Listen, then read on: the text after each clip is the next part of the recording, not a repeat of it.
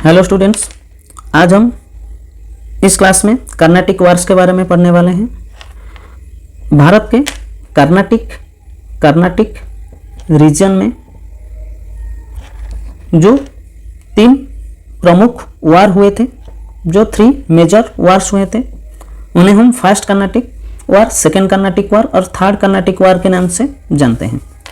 ये जो Carnatic reason है, ये भारत के ये ईस्टर्न कोस्ट का ये जो एक हिस्सा है, करमंडल कोस्ट, जो कि तमिलनाडु के कावेरी रिवर से लेकर ओडिशा प्लेन तक जाता है, जिसको हम करमंडल कोस्ट के नाम से जानते हैं। ये करमंडल कोस्ट और इसके आसपास का जो इलाका है, इसको यूरोपियंस के द्वारा कर्नाटिक नेम दिया गया था। तो यह है हमारा कर्नाटिक रीजन। तो यह है हमारा कर्नाटिक रीजन। वहाँ पे जो तीनों वार्स हुए थे, उन्हें हम फर्स्ट कर्नाटिक वार, सेकेंड कर्नाटिक वार और थर्ड कर्नाटिक वार के नाम से जानते हैं। आज हम ये जो वार्स हुआ था कर्नाटिक के रीजन में, इसका क्या इम्पोर्टेंस है और ये वार्स किस किस के बीच में हुआ था, ये सारे डिस्कस करने वाले हैं। इसका बैकग्राउंड ये और एक बहुत ज़्यादा हो गया है। इसका बैकग्राउंड को हम थोड़ा जानने के प्रयास करेंगे। In the course of British expansion in India, British expansion के दौरान French were the biggest threat for English in realising their goal of imperialism. British के वो जो इंपेरियलिज्म और टेरिटोरी एक्वायर करने का गोल में सबसे जो बड़ा थ्रेट था और बाधा था, वो था फ्रेंच। क्योंकि हम पहले पोर्तुगीज के बारे में पढ़ चुके हैं। पोर्तुगीज और इंग्लिश के बीच में कोई ऐसा ज़्यादा दुश्मनी नहीं था। और जब हम डच के बारे में भी पढ़ चुके हैं, डच अपना जो फोकस उसको इंडोनेशिया पर रखा था, क्योंकि डच वहाँ पे पहले आए थे और इंडोनेशिया में डच का अपना मोनोपोली था, ट्रेड मोनोपोली था। तो डच भारत को उतना ज़्यादा ध्यान नहीं दे पाए। और जब भी डच ने भारत में अपना ट्रेडिंग लीडरशिप को बढ़ाना चाहा, तब तक वो अंग्रेजों के द्वारा परास्त हुआ। ये भी हम पढ़ चुके हैं। अब हम जब इंग्लिश का और हम बोल सकते हैं ब्रिटिश का एक्सपेंशन के बारे में पढ़ेंगे, तब हम फ्रेंच के बारे में पढ़ेंगे, क्योंकि French were the biggest threat for English in achieving और रियलाइजिंग देयर गोल। तो इंग्लिश के गोल में इंपेरियलिज्म की जो गोल था, उसमें सबसे बड़ा जो विघ्न था और बाधा था, वो थे फ्रेंच। ये सब हम इंग्लिश और फ्रेंच के जब फाउंडेशन पढ़ रहे थे, वो मेरा लास्ट वीडियो है, उसमें हम डिटेल्स में डिस्कस किए हैं कि ब्रिटिश और फ्रेंच ने कैसे भारत में अपना फाउंडेशन को डेवलप किया था। तो अब फ्रेंच और इंग्लिश के बीच में फ्रेंच 3 जो प्रमुख वार कर्नाटिक के रीजन में हुआ था, उसे हम कर्नाटिक वार्स कहते हैं। ये जो वार्स हुआ था, ये सारे वार्स भारत के दक्षिण भाग में टेरिटोरीज पोजेस करने के लिए और एक्वायर करने के लिए हुआ था, जिससे ये साबित हो गया और जिसका नतीजा ये आया कि ब्रिटिश पावर, और हम बोल सकते हैं ब्रिटिश पावर भारत में एस्टैब्लिश हुआ। तो ब्रिटिश पावर दक्षिण भारत में जो एस्टैब्लिश हुआ, उसका जो कारण था, वो था ब्रिटिश का कर्नाटिक वार्स में फ्रेंच को परास्त करना। What are the factors that led to the emergence of British. तो ब्रिटिश का जो उत्थान हुआ, वो जो ब्रिटिश का उत्थान हुआ, उसके लिए कौन कौन सा फैक्टर इंपॉर्टेंट है, और ऐसे हम बोल सकते हैं कौन कौन फैक्टर ब्रिटिश का उत्थान का कारण था। तो ये हम अब पढ़ेंगे। ब्रिटिश का जो उत्थान हुआ, इसमें हम जो पहला फैक्टर जिसको बोलते हैं वो था fratricidal war of succession among Carnatic subahs. तो कर्नाटिक सुबा में जो रूलर थे उनके बीच में, ये थोड़ा मिस्टेक है स्पेलिंग, फ्रैक्टरिसाइडल मतलब भाइयों के बीच में जो झगड़ा हुआ और जो बैटल चला, जो वार चला, किसके लिए ना, सक्सेशन के लिए। उसका रीजन था जब कर्नाटिक सूबा में कोई रूलर का डेथ हो जाता है तो उसके बाद कौन रूलर बनेगा, इसके लिए उसके फैमिली मेंबर के बीच में जो झगड़ा चल रहा था उसका फायदा ब्रिटिश ने लिया। तो ये हम सेकेंड कर्नाटिक वार में पढ़ेंगे कि जब हैदराबाद के निज़ाम का डेथ हो गया तब निज़ाम के जो बेटे थे और उनके जो पोते थे उन दोनों के बीच में बैटल शुरू हुआ कि कौन हैदराबाद का निज़ाम बनेगा। तो हैदराबाद के एरिया में, हैदराबाद में जो नवाब बनने के लिए नवाब के सन और ग्रैंडसन के बीच में जो बैटल हुआ, ऐसे में हम कर्नाटिक के रीजन में जो कर्नाटिक के नवाब पहले थे उनके दामाद ने कैसे बाद में जो वहाँ पे नवाब बने थे वो लौट कर, वो मराठा के द्वारा बंदी बनाए गए थे, वो बाद में लौट कर कैसे वो जो नवाब थे उनको चैलेंज किया और उन दोनों के बीच में जो झगड़ा हुआ। तो ऐसे में हम बोल सकते हैं जो कर्नाटिक सूबा था और कर्नाटिक के एरियाज था, प्रोविंसेस था, उनमें fratricidal war of succession was one of the factors that led to the emergence of British। तो ब्रिटिश का उत्थान का यह एक कारण था। दूसरा जो फैक्टर था वो था financial supremacy of British over the French. यह हम पढ़ेंगे कि फर्स्ट कर्नाटिक वार के बाद, फर्स्ट कर्नाटिक वार के बाद जब 1748 को यह वार समाप्त हुआ, इसमें फ्रेंच का जो फाइनेंशियल कंडीशन था वो बहुत ज़्यादा वीक हो चुका था। तो बाद में सेकेंड कर्नाटिक वार में और थर्ड कर्नाटिक वार में उसका प्रभाव देखने को मिला। तो financial supremacy of British over the French, इसका मतलब फ्रेंच से ब्रिटिश फाइनेंशियली ज़्यादा स्ट्रांग थे। और जो एक फैक्टर है जो ब्रिटिश के उत्थान का एक कारण है वो था military supremacy of east India company officials. East India company के जो ऑफिसर्स थे ये हम डिस्कस करेंगे जब हम रॉबर्ट क्लाइव के बारे में पढ़ेंगे।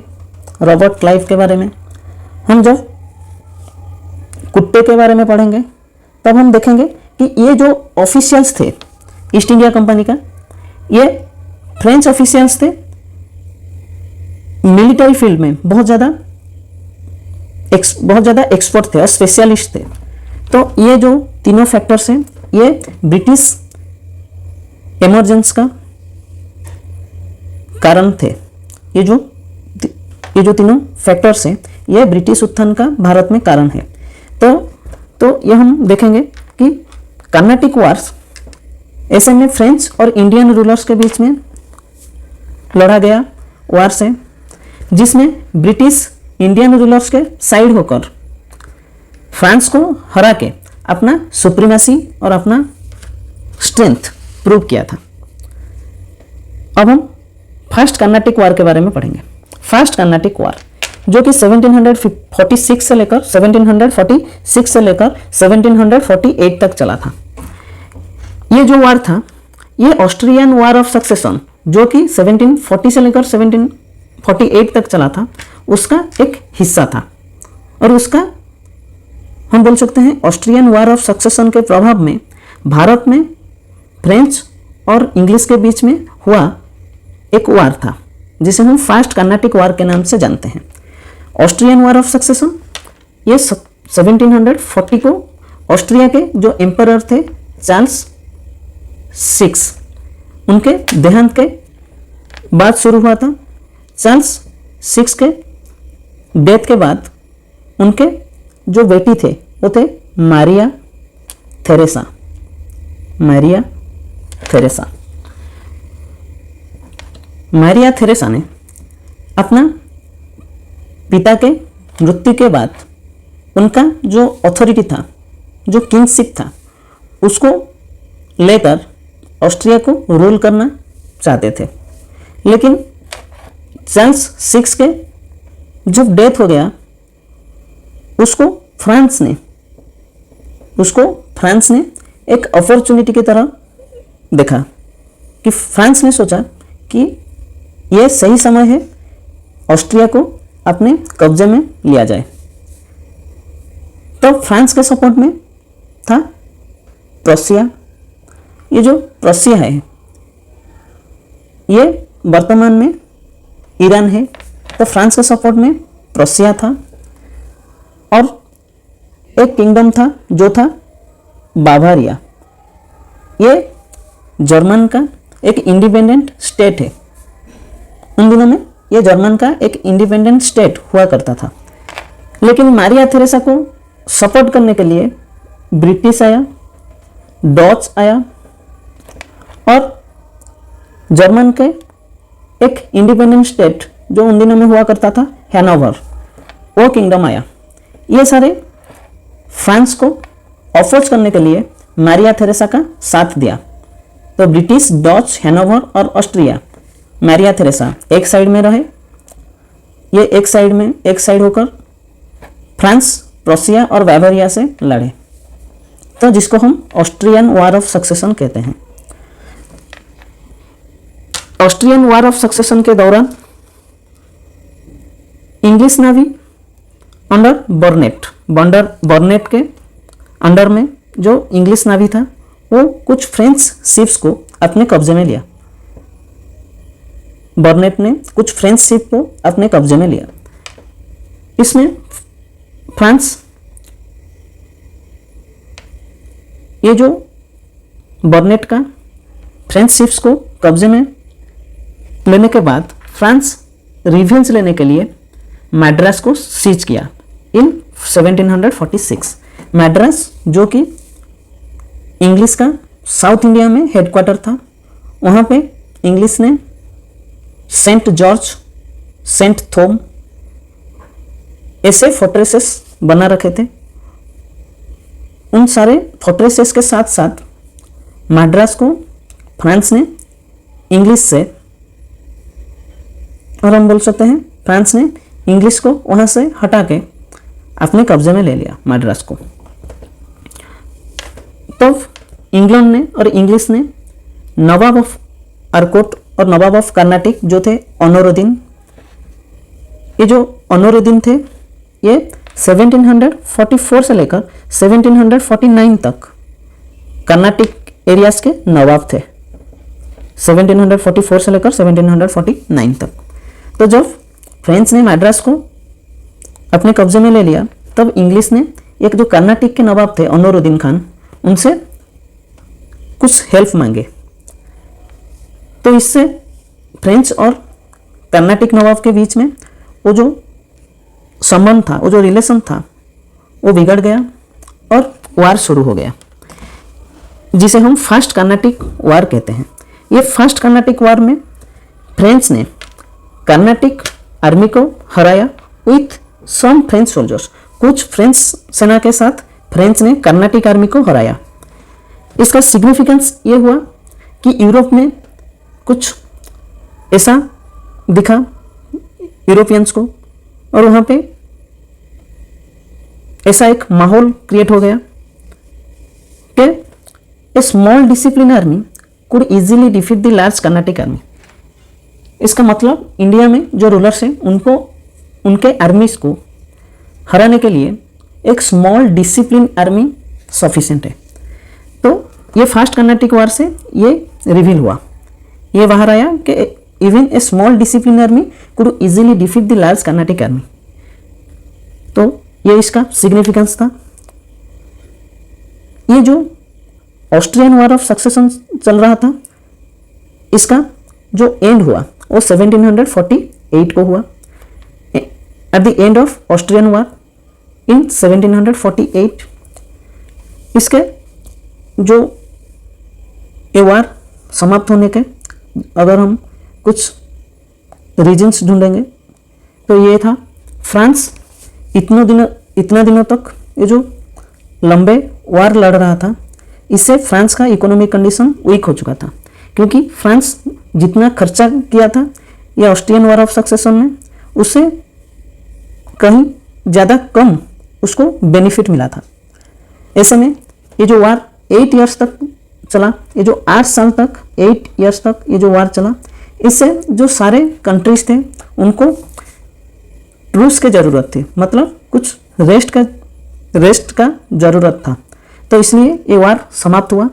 इसके एंड में एक ट्रीटी एक्स-ला-चैपेल जो वर्तमान में जर्मनी में है, जिसका नाम है आचेन में, जिसको फ्रेंच ने एक्स-ला-चैपेल नाम दिए थे, वहाँ पे एक ट्रीटी साइन हुआ जिसे हम ट्रीटी ऑफ एक्स-ला-चैपेल और ट्रीटी ऑफ आचेन बोलते हैं।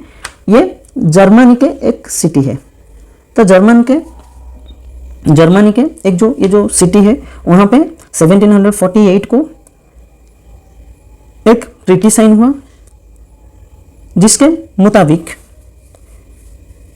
ये तो ऐसे में यूरोप में बहुत सारे चेंजेस हुआ और इसमें बहुत सारे प्रोविजंस थे, लेकिन भारत में ये जो ट्रीटी ऑफ एक्स-ला-चैपेल ने क्या प्रभाव डाला, इसका ये प्रभाव था कि फ्रेंच को मद्रास लौटाना पड़ा इंग्लैंड को, और इंग्लैंड ने फ्रेंच को नॉर्थ अमेरिका लौटाया। Madras was given back to England and French got North America after First Carnatic War under the Treaty of Aix-la-Chapelle, और जिसे हम ट्रीटी ऑफ आचेन बोलते हैं, जो कि जर्मनी का एक सिटी है। उसके बाद सेकेंड कर्नाटिक वार 1749 को शुरू हुआ। ये मैं बोलना चाहता हूँ, ये जो ट्रीटी था, ट्रीटी ऑफ, इस ट्रीटी में जो ट्रूस के लिए सारे जो कंट्रीज थे वो राजी हो गए थे, लेकिन इस ट्रीटी में वो जो पार्टीज थे वो खुश नहीं थे। जैसे कि हम ऑस्ट्रिया के बारे में अगर बोलेंगे तो मारिया थेरेसा अपना एक जो किंगडम था, जो एरिया था सिलेसिया, उसको प्रोसिया को देना पड़ा, तो उसमें मारिया थेरेसा खुश नहीं थे, लेकिन ब्रिटिश के इंसिस्ट के बाद वो राजी हुए थे। तो जो कि बाद में 1756 में वो जो 7 इयर्स वार चला था यूरोप में, उसका प्रमुख कारण था और उसका एक मेजर रीजन था। ये हम बाद में पढ़ेंगे, थर्ड कर्नाटिक वार जो पढ़ेंगे। तो 1749 को सेकेंड कर्नाटिक वार शुरू हुआ। ये जो वार था ये 1749 से 1754 तक चला। डेथ ऑफ निजाम उल मुल्क,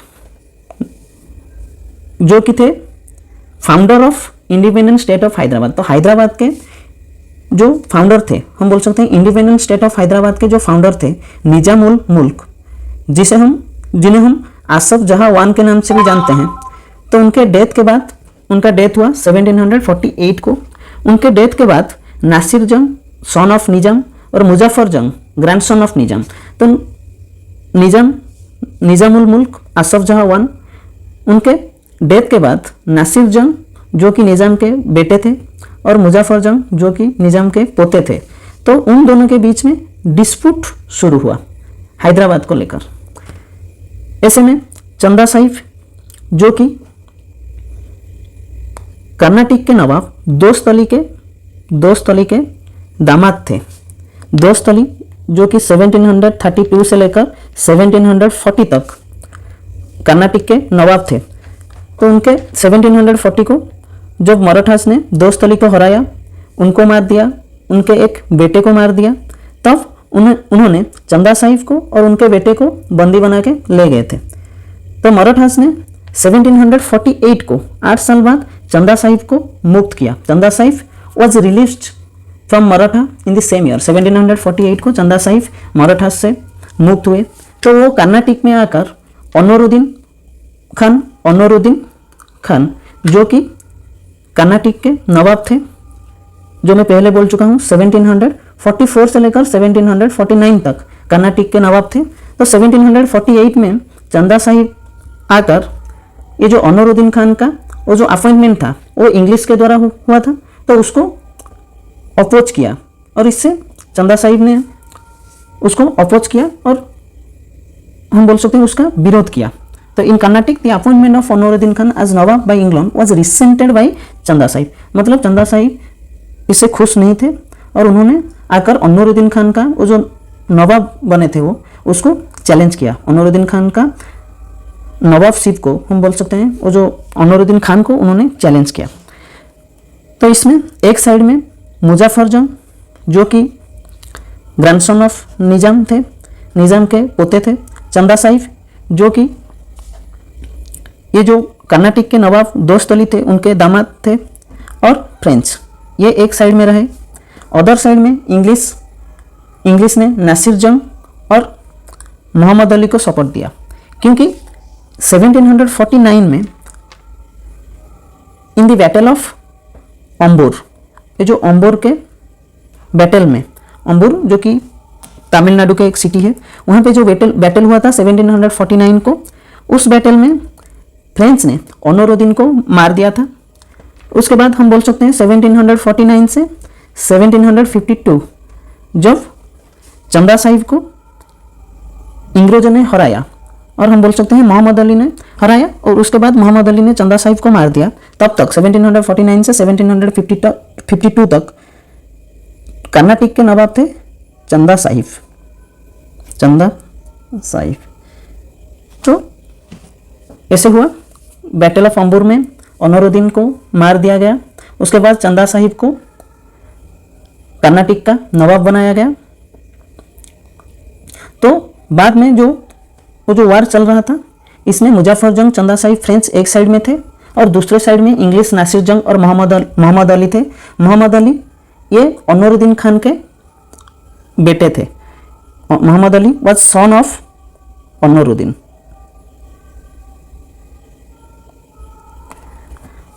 तो ये एक साइड में रुके।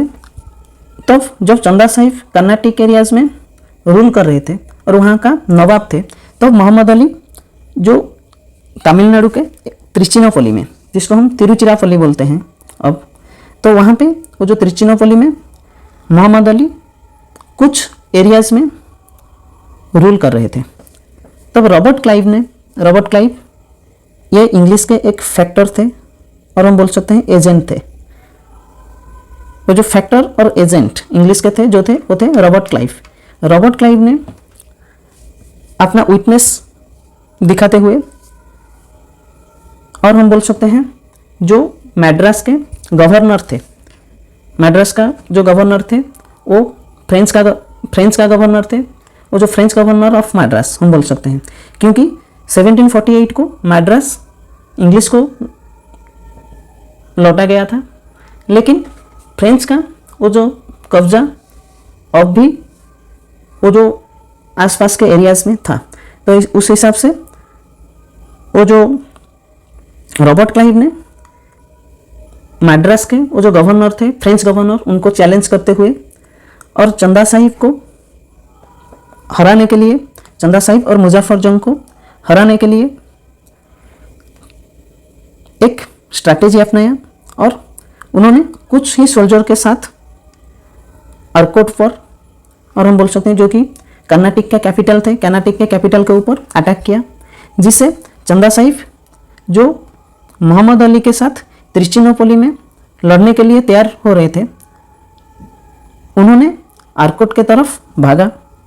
तो जब वो लौट के आए तब तक रॉबर्ट क्लाइव ने आर्कोट पर अपना कब्जा कर लिया था इन 1751।